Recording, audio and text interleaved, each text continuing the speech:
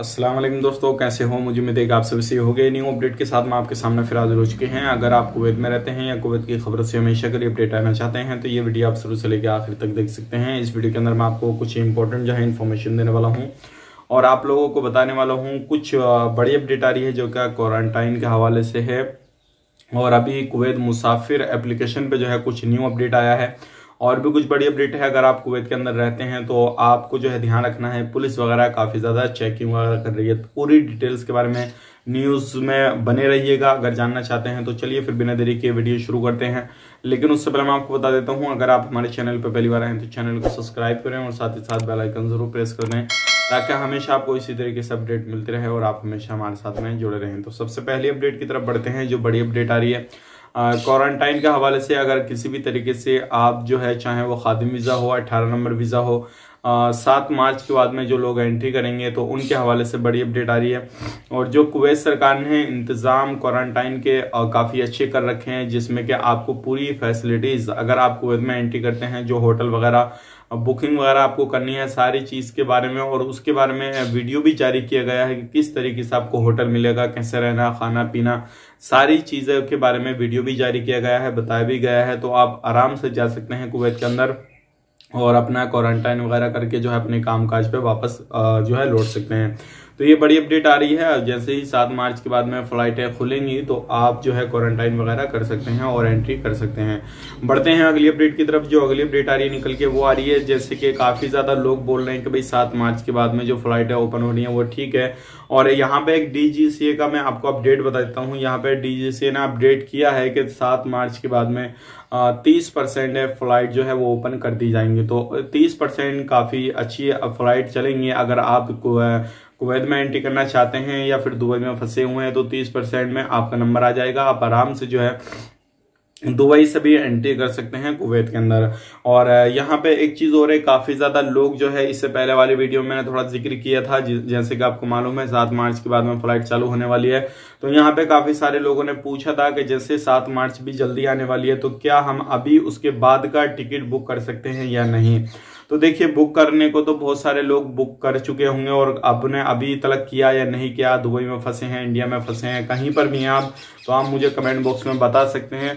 लेकिन मैं आपको यहाँ पे सलाह यही देना चाहूंगा, अगर आप 7 मार्च तक इंतजार कर रहे हैं तो उस टाइम तक इंतजार कीजिए, लास्ट टाइम तक। जैसे कि 7 मार्च से फ्लाइट शुरू होती है, पहली फ्लाइट जब निकलती है दुबई से तब तक इंतजार कीजिए, क्योंकि हो सकता है आने वाले वक्त में जैसे ही बिल्कुल करीबी टाइम हो तो उससे एक दिन पहले कुछ ना कुछ ये अपडेट कर दें और उसके बाद में आपका जो पैसा है वो आप टिकट बुक में लगा देंगे तो हो सकता है वो रिटर्न होने में परेशानी हो और बाद में आपको पैसा रिटर्न करने में परेशानी हो जाए। क्योंकि आपको मालूम नहीं, जैसे कि 20 तारीख के बाद में ये फ्लाइट को ओपन कर रहे थे, फिर 7 मार्च का टाइम दिया, तो अगर आपने टिकट बुक पहले ही कर लिया आपका पैसा फंस सकता है। तो मैं आपको सलाह यही दूंगा कि आपको अभी टिकट बुक नहीं करना है, आपको जो है 7 मार्च का इंतजार कीजिए, उसके बाद में आप टिकट बुक कीजिए ताकि आपका कोई भी जो है पैसा ना फंसे और किसी भी तरीके से आप किसी के पीछे पीछे ना फिरे। तो ये बड़ी अपडेट थी और काफी सारे लोग इससे पूछ रहे थे कि बुक करें नहीं करें, तो भाई बुक करने की अभी जरूरत नहीं है, मेरी सलाह यही है, बाकी आपकी मर्जी है, चाहे तो बुक भी कर सकते हैं।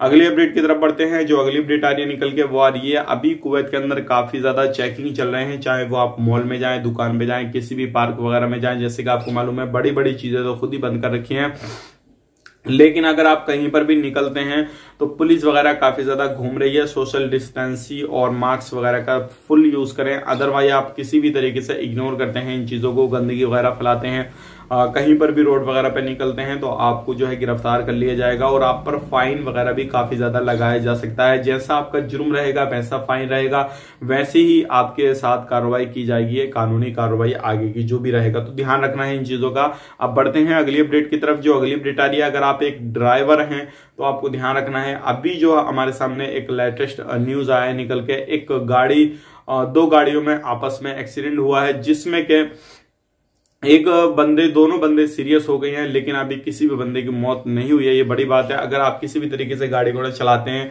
तो आपको ड्राइविंग जो करनी है वो अच्छी तरीके से करनी है ताकि आपको किसी भी तरीके से कोई भी प्रॉब्लम ना हो और कहीं पर भी इस तरीके का हादसा आपके साथ में ना हो। बढ़ते हैं अगली अपडेट की तरफ। जो अगली अपडेट आ रही है निकल के, वो आ रही है कुवैत मुसाफिर एप्लीकेशन को लेकर। जैसे कि आपको मालूम है, अगर आप एंट्री कर रहे थे कुवैत के अंदर, कुवैत मुसाफिर एप्लीकेशन में जो था पहले सिविल आईडी नंबर आपको डालने का ऑप्शन नहीं मिला हुआ था, लेकिन अब आपको उसके अंदर सिविल आईडी भी डालनी होगी। अपनी पूरी सिविल आईडी डालने के बाद में सबमिट करना होगा। ये उसमें अपडेट एक किया गया है। तो अगर आप कुवैत में एंट्री करना चाहते हैं तो कुवैत मुसाफिर एप्लीकेशन में जब आप अपना सिविल आईडी डालेंगे तभी आप जो है वहां पे एंट्री कर पाएंगे, उससे पहले एंट्री नहीं कर पाएंगे। तो ये थी आज की बड़ी अपडेट। उम्मीद करता हूं आपको सारी चीज समझ में आ गई होगी। समझ में आए तो जरूर वीडियो को लाइक करें, शेयर करें, चैनल को सब्सक्राइब करें। मिलेंगे किसी नेक्स्ट वीडियो में, तब तक के लिए आप अपना ख्याल रखें, अपनी फैमिली वालों का ख्याल रखें। Take care, bye bye.